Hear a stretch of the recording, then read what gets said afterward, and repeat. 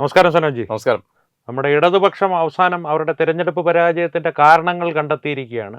ഇപ്പോൾ അവർ തിരിച്ചറിഞ്ഞിരിക്കുന്നത് LDF അല്ലാതെ മറ്റാരുണ്ട് എന്ന മുദ്രാവാക്യം തെറ്റായിപ്പോയി, അതൊരു വിപരീത ഫലമുണ്ടാക്കി എന്നുള്ളതാണ്. ഇപ്പോൾ ഈ കമ്പ്യൂട്ടർ എന്നുള്ളത് വലിയ പ്രശ്നമുള്ള സാധനമല്ല എന്ന് തിരിച്ചറിയാൻ ഒരു 20-25 വർഷങ്ങൾ വേണ്ടി വന്നു എന്നുള്ളൊരു വസ്തുത മുൻനിർത്തി തന്നെ എന്തായാലും ഇത് വളരെ എളുപ്പത്തിൽ തന്നെ അവർ തിരിച്ചറിഞ്ഞു. പക്ഷേ അടിസ്ഥാനപരമായിട്ട് അവരുടെ ഒരു കാരണം കണ്ടെത്തൽ എത്തിച്ചേർന്നിരിക്കുന്നത് ഈ മുദ്രാവാക്യവും മറ്റുള്ളവരുമാണ് പ്രശ്നം. അടിസ്ഥാനപരമായിട്ട് നമ്മുടെ പിണറായി വിജയനോ ഒന്നും ഒരു പ്രശ്നവുമില്ല, ഭരണത്തിനൊരു കുഴപ്പവും ഇല്ലായിരുന്നു എന്നുള്ള ഒരു രീതിയിലാണ് അവരുടെ ഈ കണ്ടെത്തലുകൾ ചെന്നെത്തിയിരിക്കുന്നത്. അല്ലെങ്കിൽ അതിൻ്റെ ഒരു സമഗ്രമായിട്ടുള്ള ഒരു വിലയിരുത്തൽ ഇതിനെ എങ്ങനെ നോക്കിക്കാണുന്നു?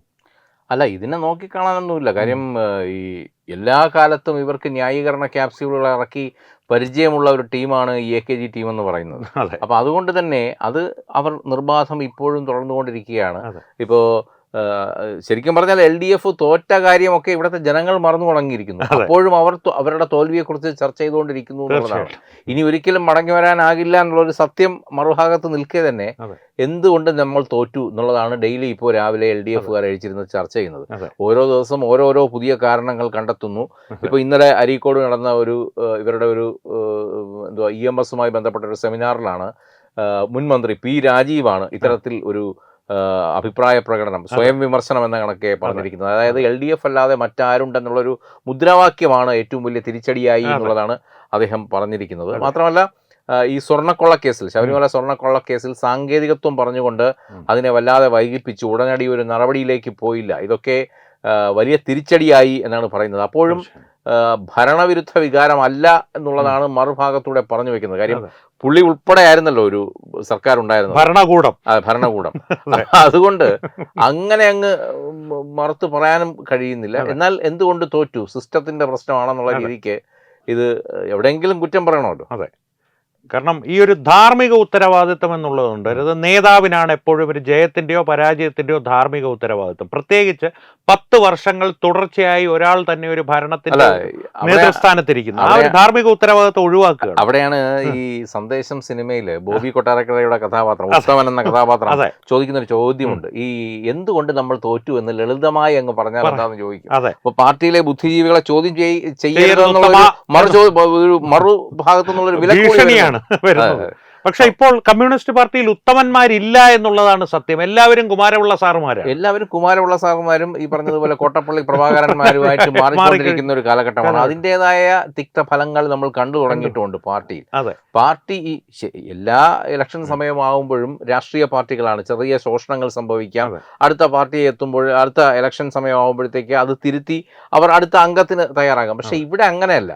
ഇവിടെ ഈ ഒരിക്കൽ ഒരു പരാജയം ഉണ്ടായി, ആ പരാജയത്തിൽ നിന്ന് പരാജയത്തിലേക്ക് കൂപ്പുകുത്തിക്കൊണ്ടിരിക്കുന്നു എന്ന് പറയുമ്പോൾ അതെന്തുകൊണ്ടാണെന്ന് ഇനിയും അവർ തിരിച്ചറിയുന്നില്ലെന്ന് പറഞ്ഞു കഴിഞ്ഞാൽ അത് അവരുടെ വലിയ വിവരക്കേടാണെന്നും വലിയ പോരായ്മയാണെന്നേ പറയാൻ പറ്റുള്ളൂ. കാര്യം തദ്ദേശ സ്വയംഭരണ തെരഞ്ഞെടുപ്പിൽ ഒരു വിലക്ക് കിട്ടിയതാണ്. അതിന്റെ തൊട്ട് പിന്നാലെയാണ് നിയമസഭാ തെരഞ്ഞെടുപ്പിൽ ഏറ്റവും വലിയ പരാജയം അവർ ഏറ്റുവാങ്ങുന്നത്. അപ്പോഴും അവർ പറയുന്നത് മറ്റെല്ലാം കറക്റ്റ് ആയിരുന്നു, ഇട്ട മുദ്രാവാക്യം ശരിയായില്ല, അല്ലെങ്കിൽ വെള്ളാപ്പള്ളി നടേശനെതിരെ പ്രസ്താവനകൾ പോലും ഇപ്പം പ്രശ്നമായിട്ട് വന്നിട്ടുണ്ട്.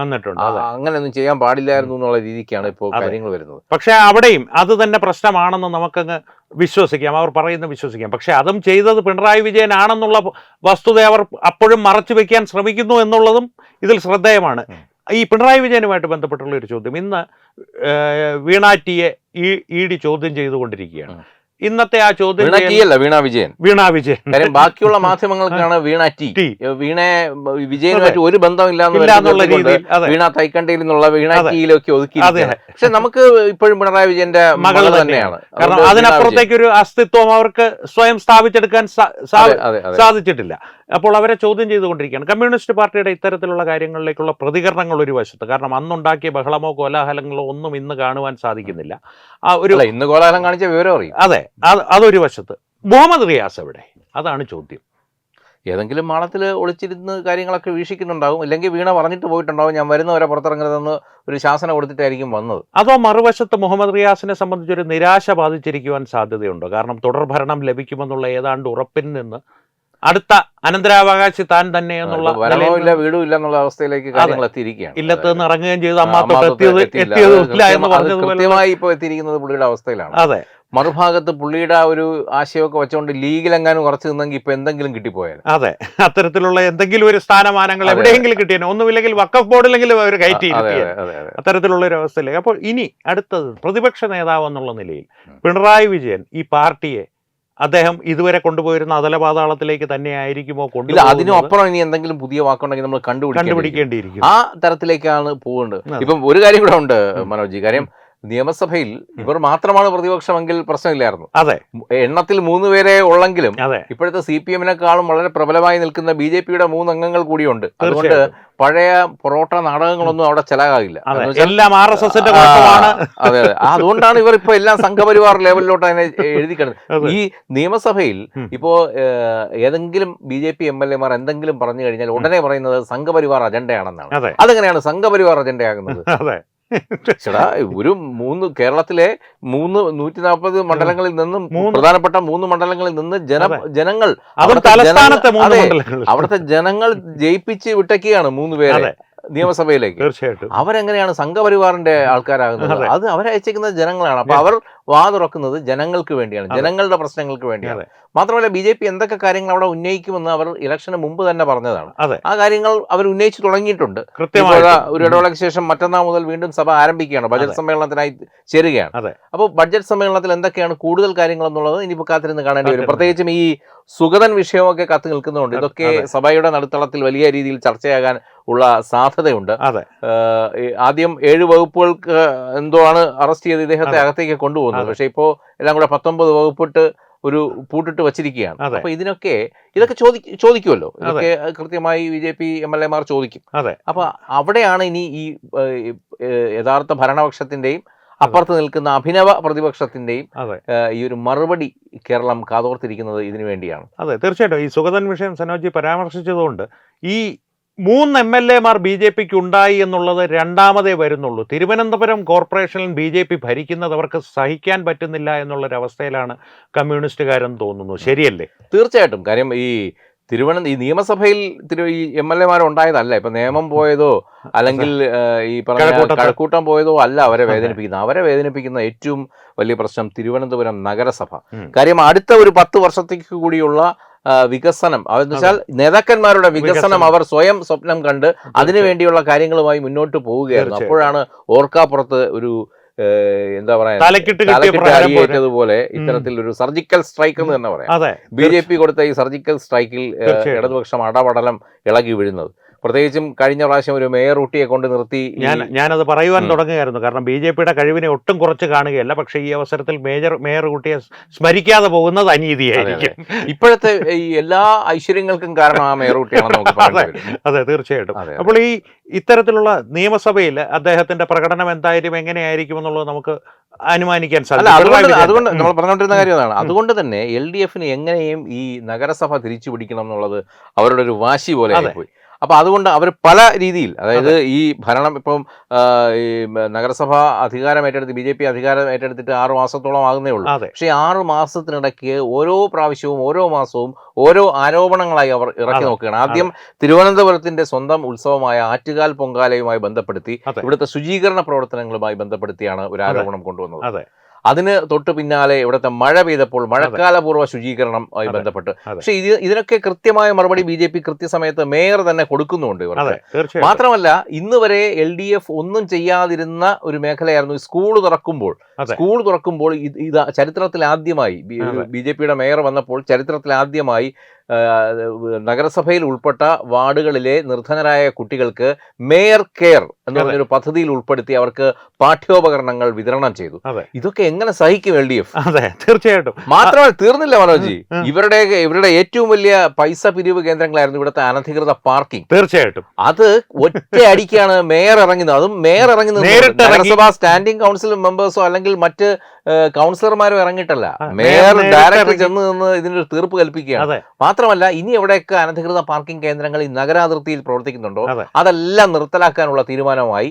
പാളയം കണ്ണിമാറ മാർക്കറ്റിൽ അടക്കമുള്ള അനധികൃത ബിൽഡിങ്ങുകൾ പൊളിച്ചു മാറ്റി.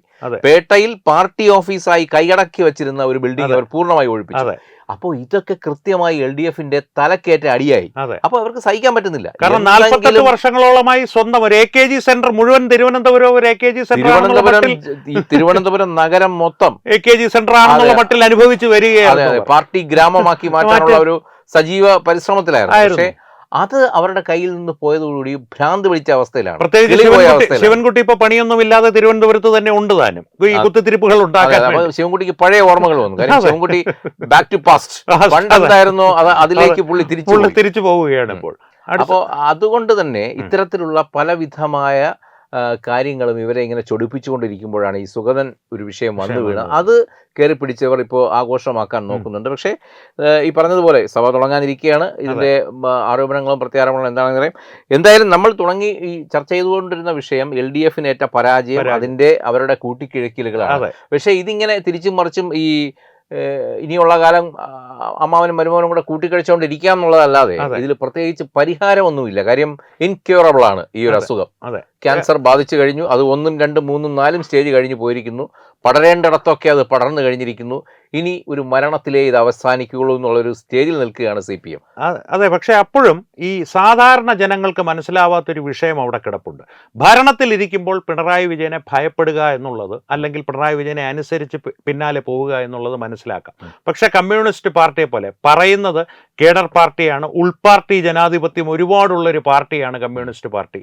അത്തരത്തിലൊരു പാർട്ടി ഇത്രയും ഭയാനകമായ എന്ന് തന്നെ പറയേണ്ടി വരുന്ന രീതിയിലൊരു പരാജയം തുടരെ സനോജി പറഞ്ഞ പോലെ തദ്ദേശ സ്വയംഭരണ സ്ഥാപന തിരഞ്ഞെടുപ്പുകളിൽ ആദ്യം, അതിന് പിന്നാലെ ഒരു വൻ തിരിച്ചടി എന്നുള്ള രീതിയിൽ നിയമസഭാ തിരഞ്ഞെടുപ്പിലെ ഏറ്റവും പരാജയം. ഉൾപാർട്ടി ജനാധിപത്യമൊക്കെ ഒരു 10-20 വർഷം മുമ്പേ തീർന്നു. ഇന്ന് ആ സിനിമയെ പറഞ്ഞതുപോലെ തന്നെ ഇന്ന് ഒരുമിച്ചിരുന്ന് കട്ടൻ ചായയും പരിപ്പുവടയും കുടിക്കുന്ന കാലമൊന്നും പാർട്ടി ഓഫീസിലില്ല.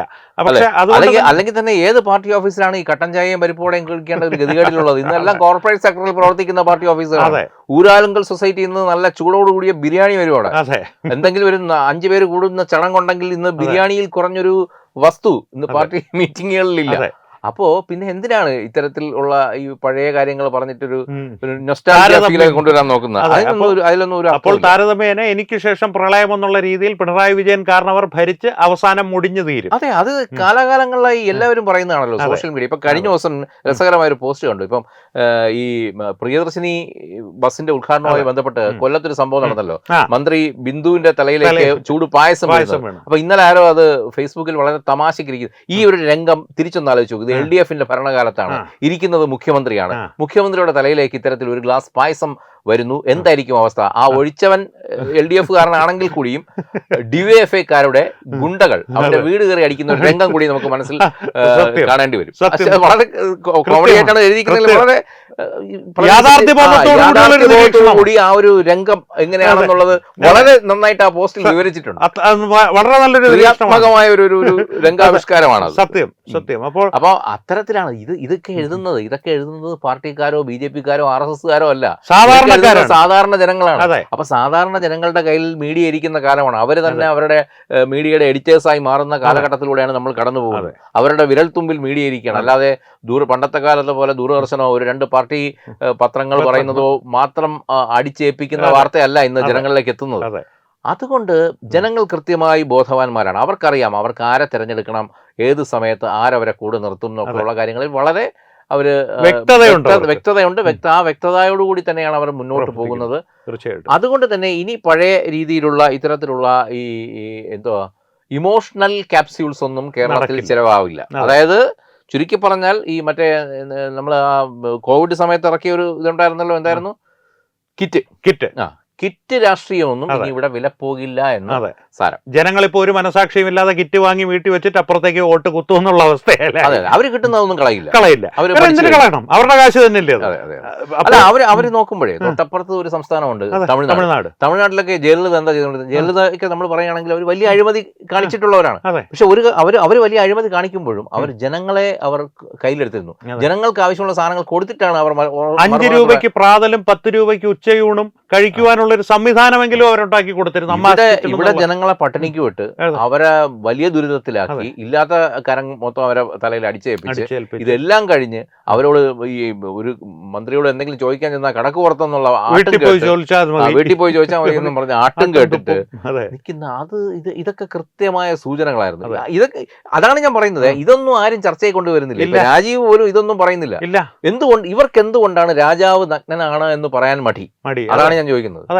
പറയണം. ഒരു അടിമത്വ മനോഭാവം അവരുടെ മനസ്സിൽ ഉറച്ചു പോയി എന്ന് തന്നെ വേണം വിശ്വസിക്കാൻ. കാരണം എന്ന് വെച്ച് കഴിഞ്ഞാൽ കഴിഞ്ഞൊരു 20 വർഷങ്ങളായി, 10 വർഷം മുഖ്യമന്ത്രി എന്നുള്ളത് ഇപ്പോഴും CPM എന്നുള്ളൊരു പാർട്ടി പിണറായി വിജയൻ അടിയറവ് വെച്ചേക്കാണ്. അതുകൊണ്ടാണല്ലോ ഇത്രയും വലിയ തോൽവി ഏറ്റുവാങ്ങിയതിനു ശേഷം വീണ്ടും അദ്ദേഹത്തെ പ്രതിപക്ഷ നേതാവിന്റെ വേഷം അണിയിച്ചു. അദ്ദേഹത്തിന് ലജ്ജയില്ല എന്നുള്ളത് വിടൂ, ഇവർക്കെങ്കിലും ഒരു ലജ്ജ തോന്നണ്ടേ? ഇത്തരത്തിലൊരാളെ തിരിച്ചു കൊണ്ടുവന്നൊരു നേതൃസ്ഥാനത്ത് പ്രതിഷ്ഠിക്കുവാൻ സീനിയർ നേതാവാണ് ഇതൊക്കെയാണെന്ന് പറയാം. ഏതായാലും ഈ പിണറായി വിജയന്റെ എപ്പിസോഡ് മാത്രമേ നമ്മളിപ്പോ ഈ ഒരു ഡിസ്കഷനിൽ ചർച്ച ചെയ്തുള്ളൂ. MP ഗോവിന്ദൻ ഇനി അടുത്തൊരു എപ്പിസോഡ് ആക്കാനുണ്ട്.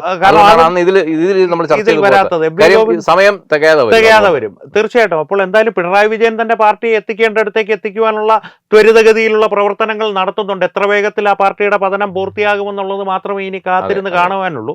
സനോജ് നേരത്തെ പറഞ്ഞ ആ പോസ്റ്റിനെ കുറിച്ച് കൂടി പറയുകയാണെങ്കിൽ, ആകെപ്പാടെ ഈ ഭരണം കൊണ്ടുണ്ടായൊരു ഗുണം ജനങ്ങളുടെ ഒരു നർമ്മബോധം കുറച്ചുകൂടി മെച്ചപ്പെട്ടിട്ടുണ്ടെന്നുള്ളതാണ്. കൃത്യമായിട്ടുള്ള നിരീക്ഷണങ്ങളും നർമ്മത്തോടുകൂടി അവതരിപ്പിക്കും. കൺക്ലൂഡ് ചെയ്യുമ്പോൾ വളരെ അത്ര നർമ്മമല്ലാത്തൊരു കാര്യം കൂടെ ഞാൻ പറയാം. അതായത് അണിയറയിൽ ഒരുപാട് ആത്മകഥകൾ രചിക്കപ്പെടുന്നുണ്ട്. ഒരുപാട് CPM നേതാക്കൾ അവരുടെ ആത്മകഥകൾ എഴുതി തുടങ്ങിയിട്ടുണ്ട്.